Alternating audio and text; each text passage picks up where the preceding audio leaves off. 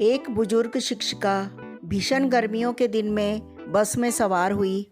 वो पैरों के दर्द से बेहाल थी, लेकिन बस में सीट न देखकर जैसे तैसे खड़ी हो गई। अभी बस ने कुछ दूरी ही तय की थी कि एक उम्रदराज औरत ने बड़े सम्मानपूर्वक आवाज़ दी, "आ जाइए मैडम, आप यहाँ बैठ जाएं।" कहते हुए उसे अपनी सीट पर बैठा दिया। खुद वो गरीब सी औरत बस में खड़ी हो गई।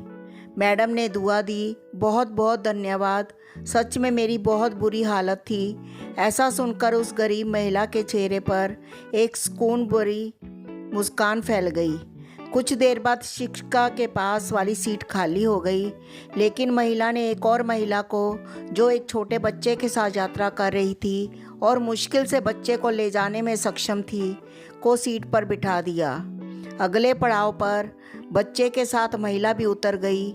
सीट खाली हो गई, लेकिन नेकदिल महिला ने बैठने का लालच नहीं किया, बल्कि बस में चढ़े एक कमज़ोर बूढ़े आदमी को बिठा दिया, जो अभी अभी बस में चढ़ा था। कुछ देर बाद सीट फिर से खाली हो गई। बस में अब गिनी चुनी सवारियां ही रह गई थी। अब उस अध्यापिका ने महिला को अपने पास बिठाया और पूछा, "सीट कितनी बार खाली हुई है, लेकिन आप लोगों को ही बिठाती रही, खुद नहीं बैठी, क्या बात है?" महिला ने कहा, "मैडम, मैं एक मज़दूर हूँ, मेरे पास इतने पैसे नहीं हैं कि मैं कुछ दान कर सकूँ।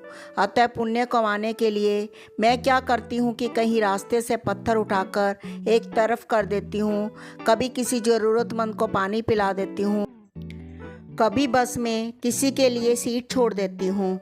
फिर जब सामने वाला मुझे दुआएं देता है तो मैं अपनी गरीबी भूल जाती हूँ। दिन भर की थकान दूर हो जाती है। और तो और जब मैं दोपहर में रोटी खाने के लिए बैठती हूँ ना, बाहर बेंच पर, तो ये पंछी चिड़िया पास आके बैठ जाते हैं। रोटी डाल देती हूँ इनके आगे छोटे छोटे टुकड़े करके। जब ये खुशी से चिल्लाते हैं तो उन भगवान के जीवों को देखकर मेरा पेट भर जाता है। पैसा धेला ना सही, सोचती हूँ दुआएं ही मिल जाती हैं ना, मुफ्त में फ़ायदा ही है, और हमने लेकर भी क्या जाना है यहाँ से। वे शिक्षिका अवाक रह गई।